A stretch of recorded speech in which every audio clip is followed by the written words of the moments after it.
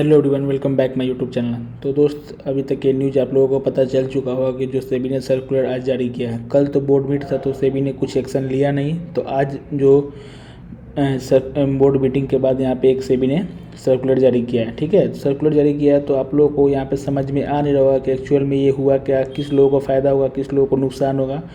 तो आपको यहाँ पे समझ में आया नहीं होगा। ठीक है, तो आप समझने की कोशिश कर रहे होंगे, तो मैं इसके लिए यहाँ पे 1-2 घंटा से मैंने इस पर रिसर्च किया है। उसके बाद मैंने समझा कि एक्चुअल में किसको प्रॉफिट हुआ, किसको लॉस होगा। उसके बाद मैंने ये वीडियो बनाना स्टार्ट किया। ठीक है, तो आप लोग वीडियो को स्टार्टिंग से लेकर लास्ट तक बिल्कुल अच्छे से देखिए। यहाँ पे अच्छे से आपको समझ में आ जाएगा कि किस लोगों के लिए यहाँ पे बेनिफिट है, किस लोगों के लिए यहाँ पे लॉस रहने वाला है। ठीक है, तो चलिए वीडियो को स्टार्ट करते हैं। अब अभी हम देखेंगे सर्कुलर। देखिए 1 अक्टूबर को यहाँ पे आज यहाँ पे सर्कुलर अभी सेबी ने यहाँ पे जारी किया है। ठीक है, तो पहला पॉइंट इसका हम लोग देखेंगे। पहला पॉइंट में करता क्या है, up front collection of option premium from option buyer. कहने का मतलब है कि जो पहले आप ऑप्शन कोई स्ट्राइक प्राइस बाई कर रहे हो एज ए ऑप्शन बाइंग, तो आपका जो प्रीमियम था, मान लीजिए 100-200 पे आप बाइंग कर रहे हो बैंक निफ्टी का कोई कॉल। ठीक है, कॉल या पुट को भी बाइंग कर रहे हो, तो आपको वहाँ पे 15 लॉट साइज वहाँ पे था, तो 15 दूना 30, वहाँ पे आपको 3000 रुपये आपको प्रीमियम पे करना पड़ता था। तो वो आपको अभी भी वैसे ही पे करना होगा, क्योंकि जो ब्रोकर लोग हैं ये पहले से ही उस रूल पे यहाँ पे अड़े हुए हैं। तो अप फ्रंट ये तो हम लोगों के लिए ये तो पहले से ही एप्लीकेबल है रूल। तो ये पहले से एप्लीकेबल रूल, तो इस पर ज़्यादा हम लोग को फोकस नहीं करना है। फोकस करना है हम लोग अगले पे क्या है, अगला में the removal of calendar spray treatment on the expiry day. तो जो एक्सपायरी डे के दिन जो दूर का लोग शॉर्ट करके किसी को बाइंग कर लेते थे, किसी स्ट्राइक प्राइस को बाइंग कर लेते थे, वो अब बंद होने वाला है। ठीक है, कैलेंडर स्प्रेड जो था वो लोग अब बंद करने का यहाँ पर निर्णय, रिमूव करने का यहाँ पर निर्णय ले लिया है सेबी ने।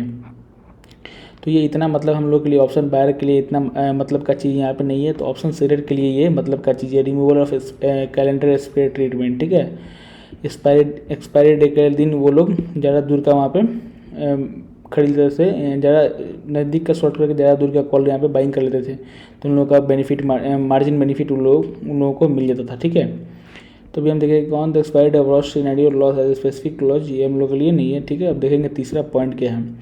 तीसरा पॉइंट है intraday monitoring of position limit. Intraday आपका जो पोजीशन है, position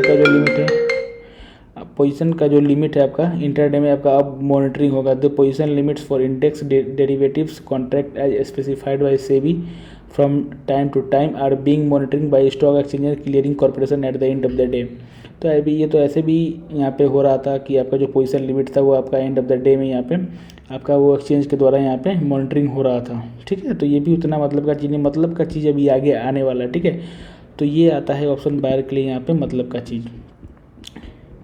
contract size for index derivatives. ठीक है, कॉन्ट्रैक्ट साइज जो अभी हम लोग पे कर रहे थे, अभी किस वैल्यू पे हम लोग पे कर रहे थे, 5 लाख से 10 लाख के बीच में हम लोग अभी ऑप्शन का जो प्रीमियम था उसको पे कर रहे थे। ठीक है, अब जो कि 2015 से सेबी ने सेट किया था। Since then broad markets value and prices have increase by around 3 times। Given this it has been decided that derivative contract shall have a value not less than 15 lakh at the time of the introduction in the market. यहाँ अब सेबी के कहने का मतलब कि अब जो contract size है वो 15 लाख से कम नहीं रहने वाला है। ठीक है, या तो 15 लाख या तो 15 लाख से 20 लाख के बीच में यहाँ पे कॉन्ट्रैक्ट साइज यहाँ पे रहने वाला है। जिस चीज़ का यहाँ पे कंसल्टेशन पेपर में हम लोग को देखने को मिला था, शायद 25 लाख का देखने को मिला था, लेकिन यहाँ पे सेबी ने 15 से 20 लाख के बीच में रखा है, और इसको सेबी आगे और भी बढ़ा सकता है यहाँ पे। ठीक है, तो ये रहा था हम लोग का मतलब का चीज़। अब आते हैं rationalisation of weekly index derivative product. यहाँ पे रेशनलाइजेशन किया है जो वीकली इंडेक्स डेरिवेटिव प्रोडक्ट था यहाँ पे, क्योंकि जैसे गोल्ड MCX ये सब में था कि जैसे एक्सपायरी आपका नज़दीक आएगा, आपका प्रीमियम थोड़ा हाई हो जाएगा, क्योंकि आप वहाँ पे स्पेकुलेट आप नहीं कर पाओगे। ठीक है, क्योंकि अगर वो कम प्राइस में आपको मिलेगा तो ज़्यादा क्वान्टिटी आप उसको बाई कर लेते थे, तो वैसा बिल्कुल भी नहीं होने वाला है। यहाँ पर प्रीमियम आपको वहाँ पर एक्सपायरी के 1-2 दिन पहले भी आपको महंगा मिलने वाला है, तो आप वहाँ पे स्पेकुलेट वहाँ भी नहीं कर पाओगे। Increase in tail risk coverage on the day of option expiry. ये levied with the view to cover tail risk outside the scanning risk. ठीक है, तो ये यही सब दिया हुआ है। आप लोग यहाँ पे कंसल्टेशन पेपर सेबी के साइट पे जाके यहाँ से आप लोग बिल्कुल पढ़ सकते हैं। बाद बाकी मैंने यहाँ पे सिंपल लैंग्वेज में आपको बता दिया है कि क्या चीज़ें हम लोग को क्या चीज़ हम लोग को यहाँ पे डिफरेंस डालने वाला है, ठीक है, और कौन सी चीज़ कब से अप्लाई होने वाला है। तो ये जो कॉन्ट्रैक्ट साइज है फॉर इंडेक्स डेरिवेटिव्स यहाँ पे 20 तारीख से ही अप्लाई होने वाला है, ठीक है। सेबी के कहने का मतलब है कि आप लोगों को यहाँ पे जिंदा नहीं छोड़ेंगे, ठीक है।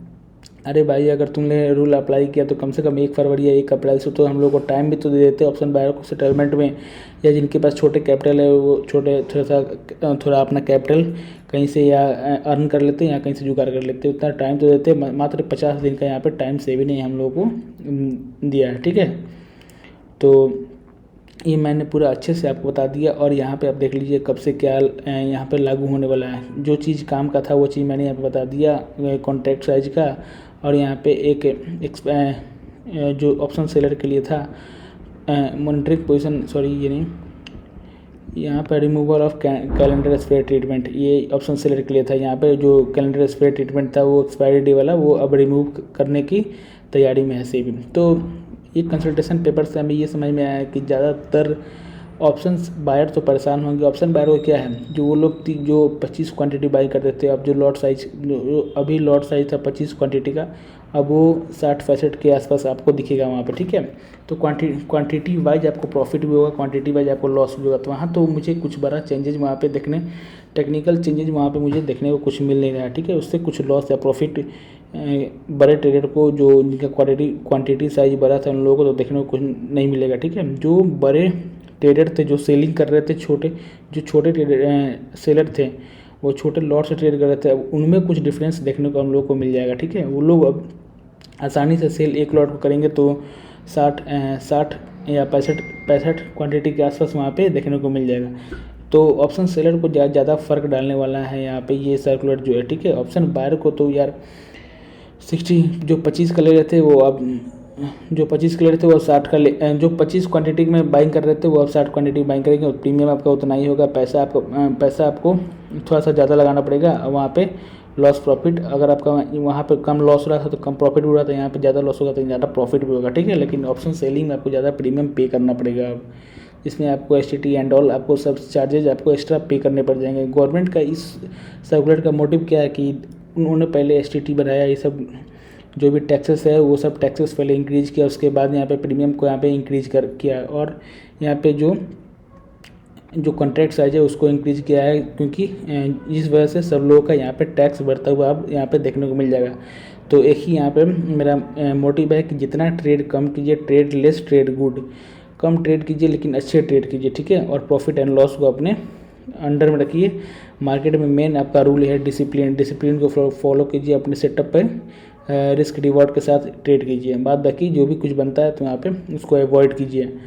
तो इस वीडियो में इतना ही बात करते हैं। कैसी लगी वीडियो से पूरा अच्छे से इन्फॉर्मेशन मिल चुका होगा तो आप लोग प्लीज़ एक बार कमेंट करके मुझे मोटिवेट कर देना, ठीक है, ताकि और भी मैं वीडियो यहाँ पे बनाता रहूँ एकदम ईजी लैंग्वेज में, ताकि आप लोगों को अच्छे से समझ में आ जाए, ठीक है।